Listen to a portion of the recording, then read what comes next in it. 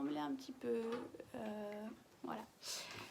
En fait, je voulais vous partager ma phobie, si ça peut aider quelques personnes ou voilà, réconforter un petit peu parce que aujourd'hui ça va un peu mieux.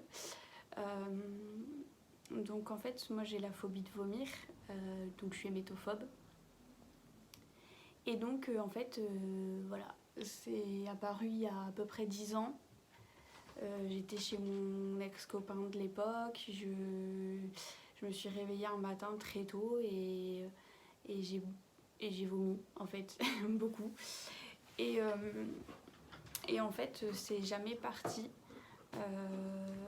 cette peur d'être malade encore le lendemain en fait. En fait, depuis petite, quand je suis malade, je me dis bah peut-être que ça va recommencer le lendemain, et quand je voyais que ça recommençait pas, bah simplement ça me passait quoi. Et là c'est pas passé. Et c'est pas passé depuis 10 ans en fait.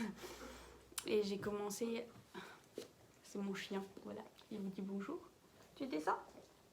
Descends. Voilà. Et du coup, désolé, il va faire du bruit. Hein, je suis désolée, j'ai un chien, il joue. En fait, voilà, donc c'est pas parti. J'ai commencé à faire beaucoup de crises d'angoisse et tout ça dès que je sortais de chez moi en fait. Et donc ça a commencé très gentiment, on va dire. En fait, vu que ça m'avait réveillée le lendemain matin très tôt, j'ai commencé à surveiller ce que je mangeais le soir.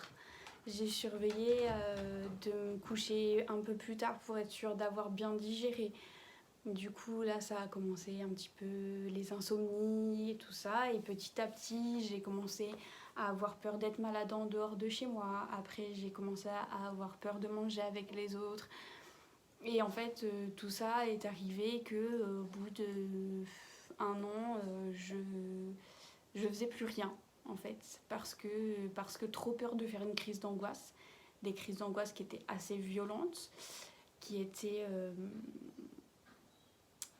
je vois mes yeux dans le retour écran. Je suis désolée, je suis pas maquillée aujourd'hui parce que j'ai sorti d'une conjonctivite. Du coup, voilà, mes cernes, tout ça. Désolée. Bref, je garde mes lunettes parce que sinon je suis myope et je ne vois rien. Donc désolée pour les reflets dans les lunettes aussi. Je sais que c'est chiant. Quand je regarde des vidéos et qu'on voit que le reflet, je sais que c'est assez relou. Mais là, vraiment, j'ai trop mal aux yeux. Donc voilà. Bref, parenthèse fermée sur mes yeux. Et en fait, dès que je sortais après, c'était crise d'angoisse, crise d'angoisse. Et des crises d'angoisse, voilà, comme je vous disais, assez violentes, avec de la paralysie faciale, à ne plus sentir mes jambes, à ne plus sentir le bout de mes doigts. Enfin, vraiment, c'était impressionnant. Ça faisait très peur parce que je me disais, c'est pas possible, il y a autre chose que du stress parce que c'est vraiment des gros symptômes. Et au final, non, c'était juste des crises d'angoisse. Donc voilà. Les gens qui te disent non mais force-toi, passe au-dessus, ben fais une crise d'angoisse et après on en reparle. Voilà. Et du coup, j'en ai parlé avec mon médecin traitant de l'époque, qui est, je pense, de la vieille école, qui me suivait depuis que j'étais petite. Et en gros, je lui ai dit que le symptôme le plus fort que j'avais en crise d'angoisse, c'est que j'avais mal au ventre. Et du coup, je suis repartie chez moi avec une ordonnance de Spasfon et basta. Pour des crises d'angoisse et pour une phobie. Donc j'ai changé de médecin, j'ai cherché une médecin qui malheureusement ne prenait plus de patients, mais elle m'a prise pour quand même une séance et je lui ai demandé si elle venait pas à domicile parce que c'était devenu l'enfer de sortir de chez moi. Vraiment, c'était un stress continu en dehors de chez moi, vraiment des grosses crises. Et en fait, elle m'a juste dit, essayez de venir, comme ça au moins vous vous forcez à sortir. Et voilà. Et ce que je trouve pas... J'ai pas trouvé ça très cool en fait, parce que quand on dit qu'on n'y arrive pas, c'est qu'on n'y arrive pas. C'est pas pour nous forcer en fait. Voilà. Bref, je suis allée voir cette médecin qui m'a donné des anxiolytiques que j'avais déjà eu d'ailleurs auparavant, que je vous ai pas expliqué, mais au début des crises d'angoisse, c'était tellement violent que je pensais vraiment avoir un autre problème en fait que le stress. Et en fait, j'ai été 2 fois aux urgences et le médecin des urgences, pareil, m'avait donné des anxiolytiques en me disant moi ça me dérange pas de vous voir plusieurs fois, mais je peux pas vous faire un suivi en fait. Donc ce serait mieux d'avoir un vrai suivi avec un médecin traitant et tout ça. Bref, donc je reviens à cette médecin qui m'a donné des anxiolytiques, ce qui m'a aidé en soi parce que ça calmait sur le coup les crises. Et après j'ai eu un autre médecin traitant qui a été conseillé par ma grande sœur qui m'a dit voilà, il connaît bien tout ce qui est le sujet de stress, de phobie, crise d'angoisse et compagnie. Donc je suis allée le voir lui. C'est actuellement toujours mon médecin et il est top. Franchement, il est top. Il minimise pas en fait les symptômes et quand il connaît pas quelque chose, il va chercher jusqu'à trouver en fait. Et donc voilà. Et il me force à rien. Et depuis le début de ma phobie, depuis que je commence à voir des médecins, parce qu'en parallèle, j'allais... donc je sais pas si vous connaissez les CMP, en fait, c'est des centres médico-psychologiques qui sont gratuits. Et ce qui, moi, m'aidait parce que, en dehors de ça, vu que je pouvais plus sortir de chez moi, j'avais plus de travail non plus. Donc c'était très très compliqué de... voilà, sans travail, on va pas très loin en fait. Et j'étais jeune encore, j'avais moins de 25 ans, donc j'avais pas de droit, j'avais rien en fait. Et il fallait à tout prix que je me sorte de ça et que je reprenne une vie professionnelle parce que c'était pas possible en fait. Ça me créait plein d'autres problèmes perso, financiers. Et donc voilà, clairement, j'ai été coupée. Bref. Donc fallait vraiment trouver un... Et vous tremblez.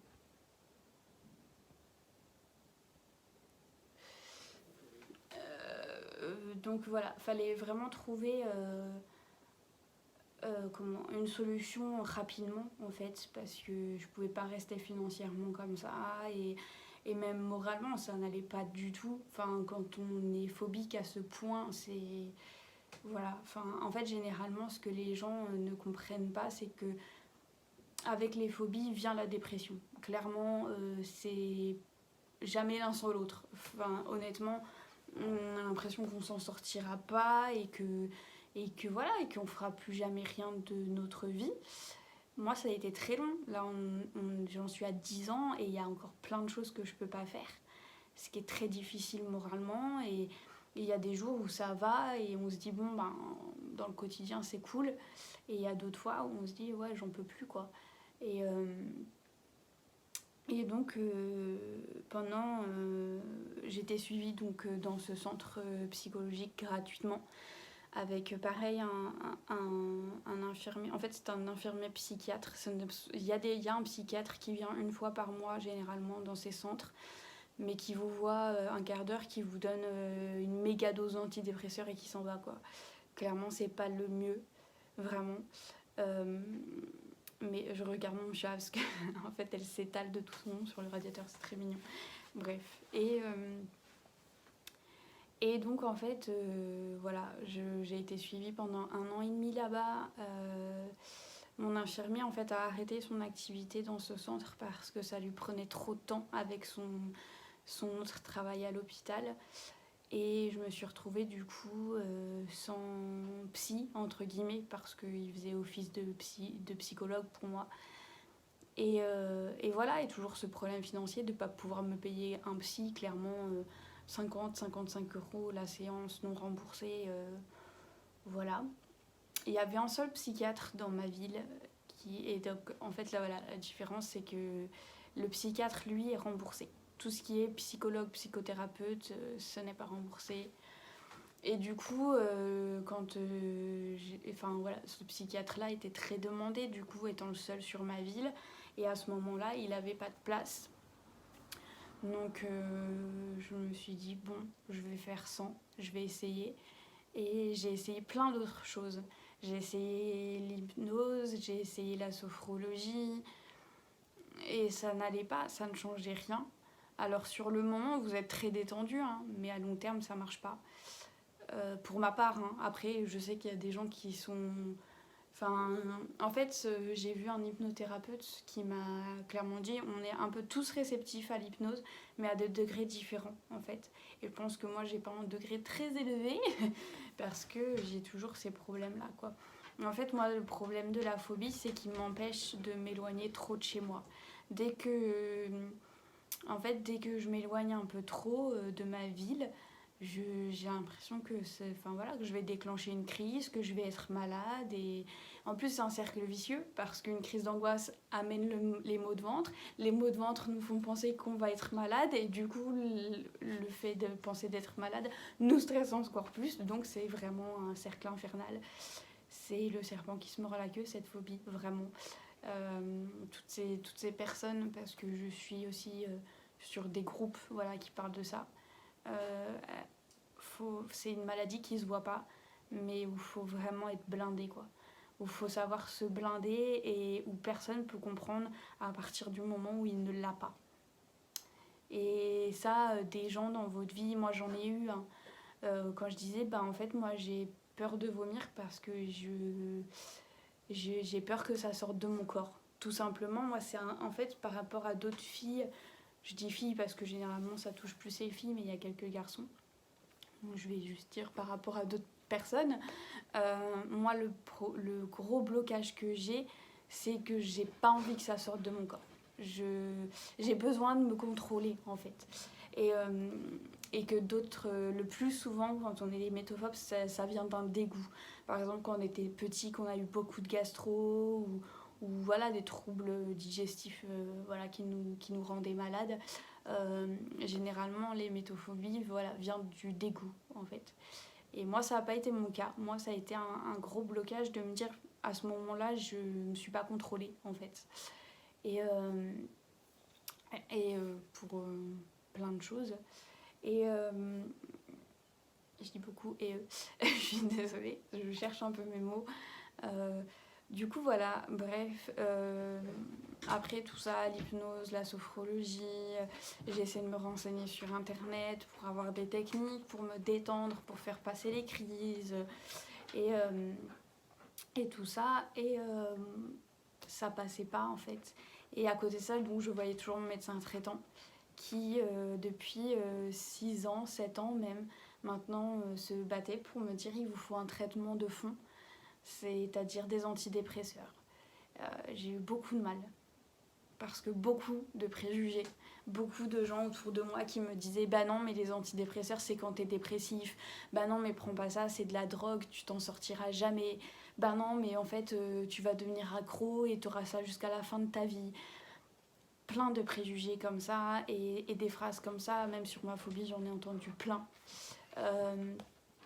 Plein de ah ouais mais en fait t'es folle, ah ouais mais en fait c'est parce que t'as pas envie, ah ouais mais en fait t'auras qu'à te forcer, ça marcherait quoi.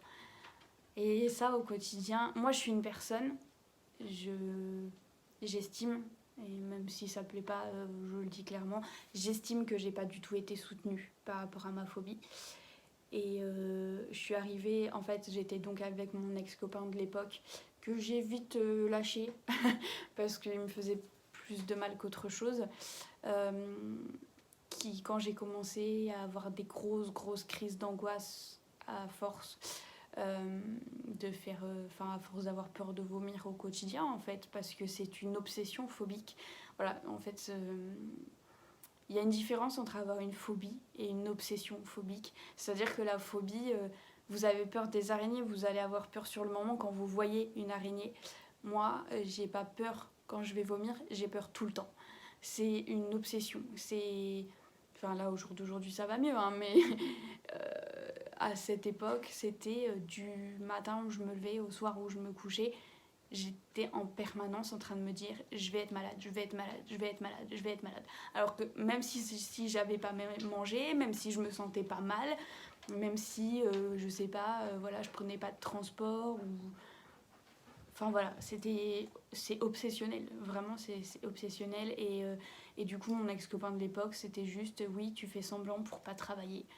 Voilà, c'était son grand truc, voilà, tu fais semblant pour pas travailler. Faut savoir aussi qu'il y a certaines personnes avec qui je peux manger et d'autres où j'ai plus de mal. Et ça, je ne sais pas pourquoi. C'est depuis le début, il y a des gens avec qui j'ai moins de stress et avec d'autres qui me stressent plus. Bah, ça, on ne choisit pas en fait. Et ça aussi, il avait du mal à comprendre que j'aille manger avec certains de mes potes et pas avec lui.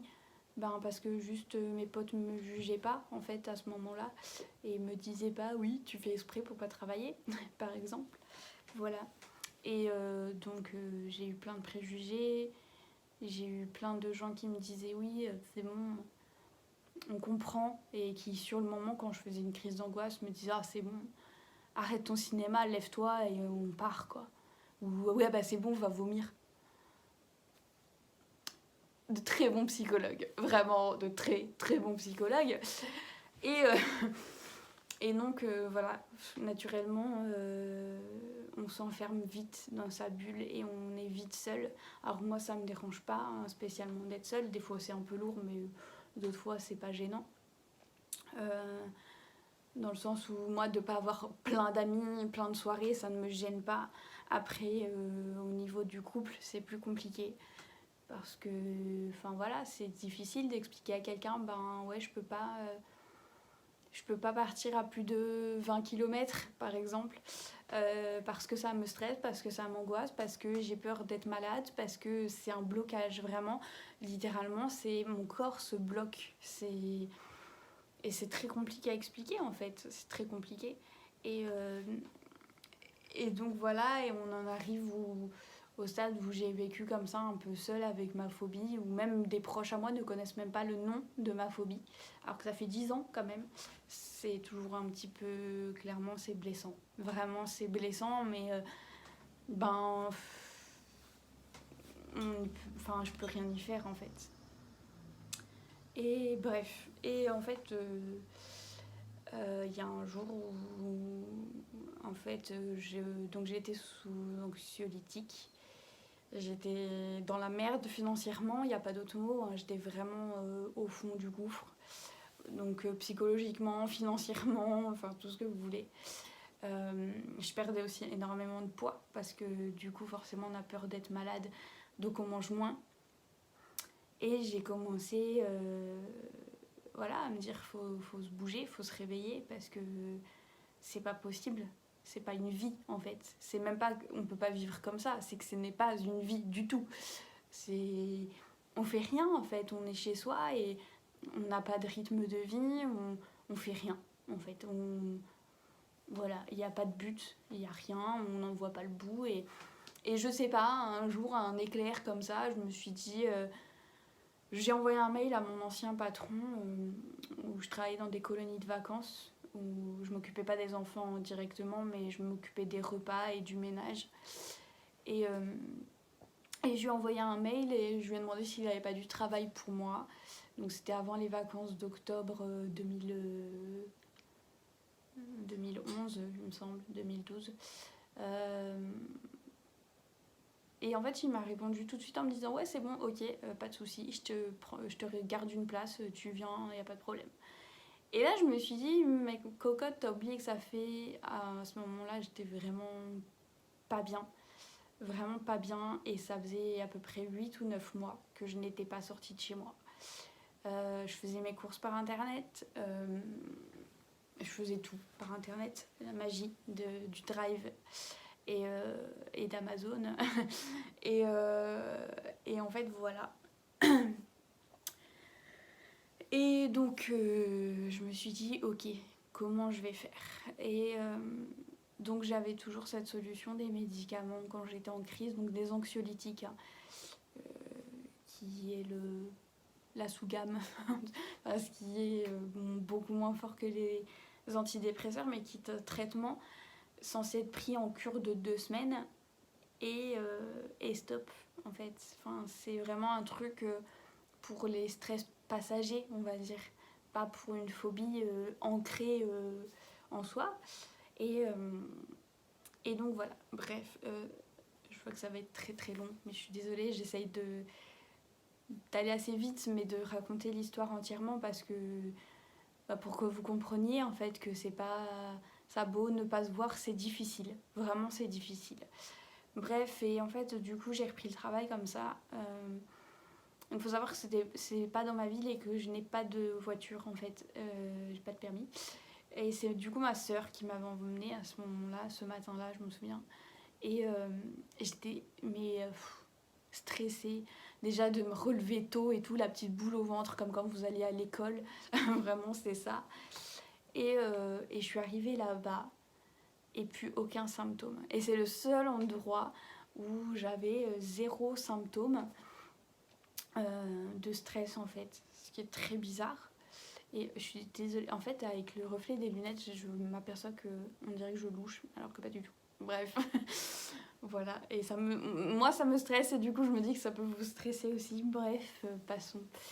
Et de là, j'ai recommencé à travailler comme ça en trouvant des gens plus ou moins sympathiques pour m'emmener, parce que ça c'est pas toujours très bien fini, mais bon ça c'est un autre détail, qui ont été aussi très compréhensifs. Je pense notamment à ma chef de l'époque qui a été très compréhensif quand je lui ai dit moi j'ai peur de vomir et j'ai peur de voir des gens vomir, sachant que les enfants s'ils vomissent ils se retiennent pas, hein. Ça va sortir droit devant et ils vont pas se dire faut que j'aille aux toilettes quoi. Donc entouré d'enfants de 5 à 14-15 ans, c'était compliqué et sur ça franchement elle a été vraiment cool. Et j'ai une autre collègue aussi qui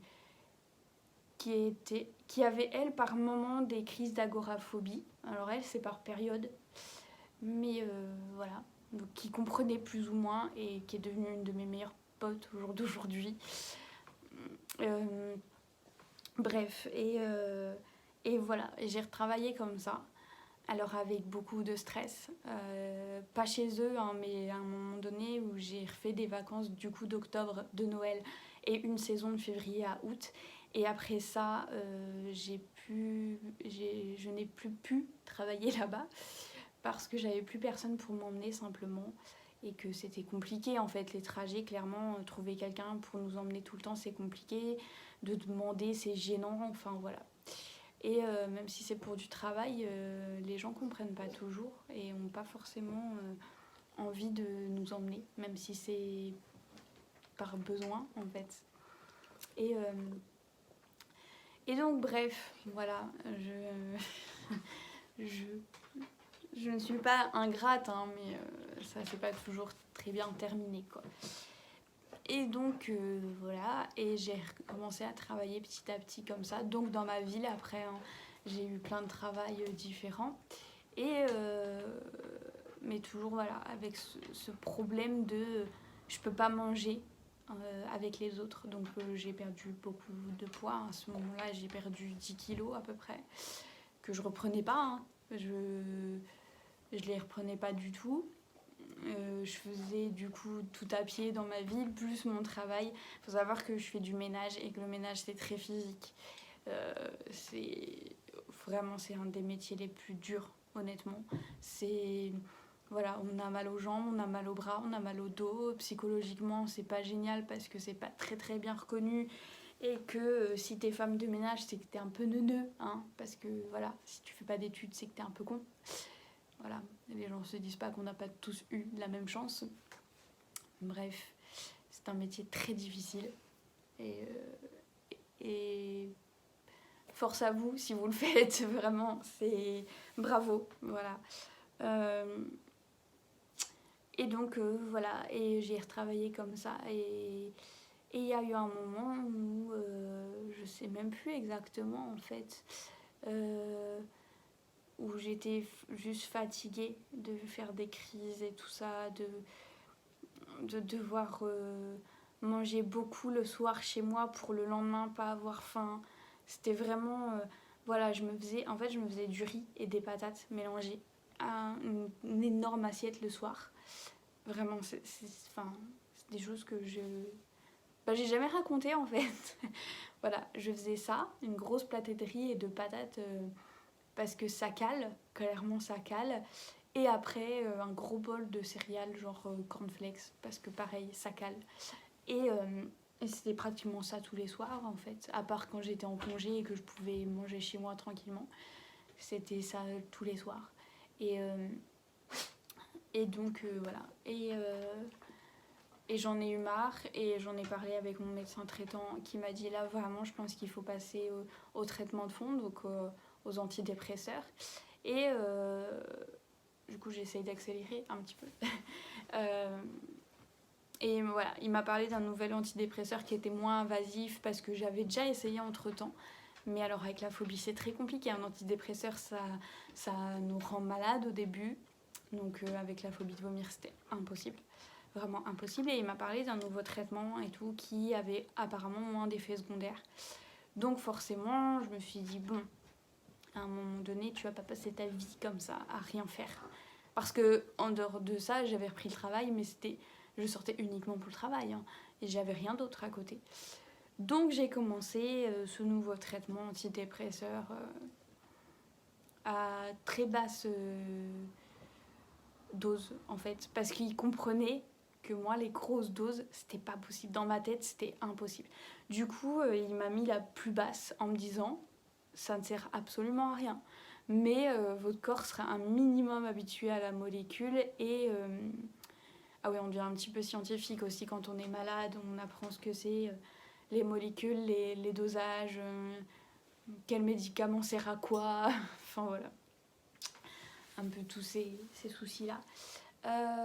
Et du coup, j'ai commencé avec ce traitement qui était bien parce qu'il me remettait un bon rythme de vie. Ce qui, moi, m'arrangeait parce qu'en plus, plus je m'endormais tard, plus je me levais tard, plus j'étais barbouillée, machin et tout, que là, voilà, je me levais bien et j'étais moins barbouillée toute la journée et tout. Donc déjà, sur ça, j'avais beaucoup de soulagement. Et en fait... au bout d'un an de traitement, ce traitement a arrêté d'être remboursé. Donc toujours le même problème des antidépresseurs, c'est... Pardon. Les antidépresseurs, c'est très cher. Et voilà, et je me suis dit, c'est soit tu mets de l'argent là-dedans et tu vas mieux, soit soit t'arrêtes en fait et t'as plus de traitement. Et mon médecin, il m'a dit non, c'est pas ça, faudrait essayer un autre médicament. Et j'en avais essayé plein. Et honnêtement, hein, des antidépresseurs, j'ai dû en essayer 5 ou 6. Des anxiolytiques, j'en ai eu 3 différents. J'ai essayé les huiles essentielles, j'ai essayé voilà, tout ce qui est homéopathie, machin. Bref. Et du coup, ça m'angoissait en fait de me dire voilà potentiellement je vais être malade en fait. Et au final il m'a dirigée donc vers ce psychiatre qui avait dans ma ville qui du coup là avait un peu plus de place à ce moment-là. Donc je suis allée le voir et il m'a dit on va vous mettre un antidépresseur et lui pareil génial, je le vois toujours aussi actuellement et il m'a dit voilà que clairement c'était que ça servira à rien le microdosage, mais que moi dans ma tête ça me laisserait le temps de m'habituer. Et au final d'avoir fait comme ça, je n'ai eu aucun effet secondaire pour les 2 antidépresseurs que j'ai pris à ce moment-là. Donc génial, top, cool. Et en fait, arrivé là, je suis perdue dans mon histoire. Bref. Donc je suis passée à cet antidépresseur qui ne m'a donné aucun effet secondaire. Mon chien me lèche les mains, c'est un peu désagréable. Je suis désolée. Et il m'aime beaucoup. Alors je l'ai depuis 9 ans, donc il me suit depuis ma phobie. Et je sais que tout le monde l'aime pas beaucoup, mais moi je l'aime, c'est comme mon bébé. Et voilà. Et heureusement que je l'ai eu. Vraiment, c'est avoir un animal dans ces moments-là, c'est d'un réconfort vraiment... génialissime. Même s'il fait beaucoup de bêtises et même s'il est collant et qu'il est chiant, voilà. Il fait beaucoup de câlins aussi. Un peu des gros câlins collants, très lourds, parce qu'il n'est pas léger. Il fait un petit 30 kilos. Mais voilà. Tu descends ? Merci. Donc je continue. Donc en fait là, on en arrive un peu à la période où j'en suis maintenant actuellement. J'ai recommencé à sortir normalement, un petit peu plus. Gumball, stop! Oui, mon chien s'appelle Gumball, au cas où. Si vous... Comme ça, si vous m'entendez le dire, c'est que je parle au chien, hein, je n'ai pas un ami imaginaire. Voilà. En fait, j'en suis actuellement au stade où je retourne manger au resto sans problème. Je vais faire les magasins sans problème. J'ai été à Paris. Alors, Paris, pour quelqu'un de phobique, c'est du monde, du bruit, de la lumière, de l'interaction partout, des mouvements partout, des magasins, de la musique, du bruit, tout ça, quoi. C'est extrêmement stressant. Le problème, c'est que déjà, moi, en plus, je n'aime pas la campagne. Clairement, moi, je pourrais habiter en plein Paris, ça m'irait très bien. Je déteste la campagne. Et donc, voilà, j'ai été à Paris, se situe à peu près à 2 heures de chez moi. Ça s'est très bien passé, la route s'est très bien passée, juste le retour. En fait, on s'est arrêté dans un McDo en fait, au retour et j'ai mangé en me disant mange comme ça t'auras mangé, sauf que j'avais pas faim en fait et que du coup la route après a été très difficile parce que ça m'est resté sur l'estomac quoi clairement. Mais j'ai géré ma crise en voiture et tout s'est bien passé au final. Alors du coup, je veux juste dire que pour moi, ça a été une solution, les antidépresseurs, malgré tout ce qu'on m'a dit, malgré le fait qu'on me dise oui, tu vas avoir ça jusqu'à la fin de ta vie, oui, tu vas être accro et tu pourras plus t'en sortir. Clairement, j'ai envie de leur dire à ces gens-là que je préfère prendre ça toute ma vie et pouvoir sortir de chez moi et avoir une vie, en fait, tout simplement, que plus rien faire. Je suis restée 9 mois enfermée chez moi à rien faire, à voir uniquement ma sœur. Honnêtement, c'était pas une vie.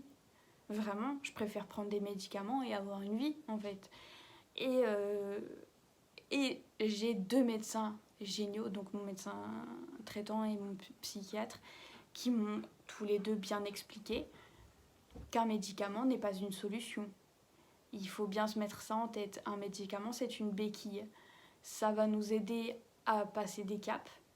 Et une fois que ces caps seront passés sans stress et que ce stress n'existera plus ou sera gérable, le médicament, on pourra l'arrêter en fait. Parce qu'on aura vu que ça a marché plusieurs fois sans qu'on ait de soucis et que ça pourra recommencer sans soucis, même sans le médicament en fait. Donc voilà. Bref, ce n'est pas une solution en soi, c'est une aide. Et ça, mes médecins m'ont bien dit. Alors après, pour moi, c'est pas une solution. C'est pas... ça va pas tout faire. Je veux dire, si vous prenez les médicaments mais que vous restez chez vous quand même, ça sert à rien en fait. Voilà, moi j'ai une sœur qui va aller relativement beaucoup au restaurant. Voilà, donc j'ai toujours essayé d'aller au restaurant avec elle, j'ai toujours essayé de faire des magasins avec elle. Voilà, Paris, c'était avec elle aussi.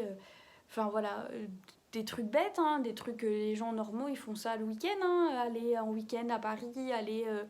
en week-end, une journée. Parce que alors voilà, il y a plein de choses, j'y viendrai après, mais il y a encore plein de choses que j'arrive pas à faire. Mais pour moi, déjà, rien que de ressortir au restaurant et d'aller faire des magasins avec une copine, c'est génial en fait. C'est génial de pouvoir travailler sans stress et ça c'était mon gros combat, de manger un repas entier à mon travail. C'est génial, même si du coup j'ai repris pas mal de poids. Hein. Les 10 kilos que j'avais perdus, je les ai bien repris. Hein. Ça, il n'y a pas de souci. Même si ça c'est pareil, c'est compliqué hein, d'accepter un nouveau corps parce que vous avez pris du poids, parce que vous avez changé de taille de vêtements. Ça a été aussi peut-être plus pour les filles que pour les garçons, je sais pas, mais c'est un peu compliqué à accepter. Bref, et du coup, voilà, j'en viens juste pour finir à vous dire que c'est pas une solution parce que voilà, c'est pas... Tout n'est pas fait chez moi. Et c'est des trucs que je voudrais faire parce que clairement j'en ai marre quoi. J'arrive toujours pas à dormir en dehors de chez moi. Parce que toujours voilà ce début de phobie où j'ai été malade et que ça m'a réveillée très tôt le matin. J'ai peur que ça recommence et d'être chez moi ça me rassure plus en fait. De me dire que je suis toute seule, je suis tranquille et personne ne me voit. Voilà. Donc c'est aussi compliqué dans les relations de couple pour ça. Honnêtement, j'ai dormi une fois chez un de mes ex-copains, c'était il y a 1 an. Ce qui est pas, voilà, sur 10 ans de phobie, c'est pas génial. Donc c'est la seule fois où j'ai dormi en dehors de chez moi. Je n'ai pas dormi de la nuit. J'ai tourné en rond dans le lit, sur mon téléphone, machin et tout, mais je n'ai pas dormi de la nuit. Donc voilà, hein, au moins j'ai testé. Je veux dire, je stressais, mais pas au point de faire une crise d'angoisse non plus, donc c'était déjà un bon pas. Et du coup, voilà. Et du coup, ce que je fais toujours pas, c'est m'éloigner trop de chez moi, quoi. C'est très compliqué pour moi, ça. Et du coup, je pars pas en week-end, je pars pas en vacances. Et ça, c'est vraiment quelque chose qui me manque énormément. Parce que je suis pas toujours entourée de gens bienveillants chez moi. Et que j'ai parfois besoin, comme tout le monde, hein, je pense qu'on peut pas s'entendre avec tout le monde de toute façon. Mais du coup, j'ai besoin... j'aimerais pouvoir couper avec ce quotidien, en fait. Donc, partir en vacances. Et ça fait 10-12 ans que je suis pas partie en vacances, quoi. Donc, c'est vraiment quelque chose qui me manque énormément. Voilà. Je veux juste que ces gens-là qui ont des phobies, même parce que les métophobies s'apparentent beaucoup et souvent à l'agoraphobie, tous ces gens-là, en fait, vous n'êtes pas tout seul. Vraiment, on est plein. Moi, j'ai trouvé un groupe Facebook quand j'étais pas bien. Et honnêtement, ça m'a fait du bien, en fait, même à 3h du matin, en pleine crise, on met un mot, il y a toujours quelqu'un qui nous répond parce qu'il y a toujours quelqu'un qui stresse aussi et qui dort pas. Et ça, c'est cool, parce que c'est des gens des inconnus, en fait. Et ils sont là, et enfin, voilà, je trouve ça cool d'avoir du soutien. Et donc, voilà, n'hésitez pas à trouver des groupes, à en parler, à expliquer, même s'il faut vous énerver pour que les gens comprennent autour de vous, on s'en fout, dites-le, en fait. Juste dites-le, à un moment donné, c'est votre mal-être, pas le leur, donc vous privez pas, en fait. Et voilà, je pense que j'ai fait le tour. Ça a été très long, mais j'ai fait le tour. Du coup, vous aurez vu mon chien, je vous l'aurai présenté. Ma petite chatte. Je sais que ça porte toujours à confusion, mais c'est une chatte, désolée. Elle est très sauvage en fait. Elle vient des fois, mais pas souvent. Des fois, elle se met sur ce meuble-là, donc peut-être qu'un jour elle passera derrière. Je ne sais pas. Voilà, donc je suis désolée. Aussi, je vais essayer de pas vous faire trembler. Niveau montage, je suis un peu pourrie. Déjà, j'ai du mal et en plus, j'ai un très vieil ordinateur qui galère de fou. Donc, pour juste faire un cut, c'est vraiment une galère. Donc, je vais essayer de mieux monter cette vidéo. Sans grand espoir, hein, je suis désolée, mais mon ordinateur, c'est vraiment une tannée. Là, je suis en train de voir pour en reprendre un parce que c'est pas possible. Même pour moi au quotidien, hein, il rame beaucoup trop. Et donc dès que vous mettez un gros logiciel de montage, ça y est, il est mort, hein, il n'existe plus cet ordinateur. En même temps, il a bien vécu. Du coup, voilà, je pense que je vais m'arrêter là. Et si vous avez d'autres questions par rapport à la phobie ou un sujet en parallèle, voilà, je vous expliquerai un peu plus, parce que là déjà j'ai beaucoup parlé et je pense que j'ai sauté quelques détails, donc voilà, si vous voulez un peu plus creuser un sujet, vous me dites et voilà, et je referai une petite vidéo je pense dessus. Et Gumball revient pour la fin. Tu dis au revoir? Ouais. Au revoir.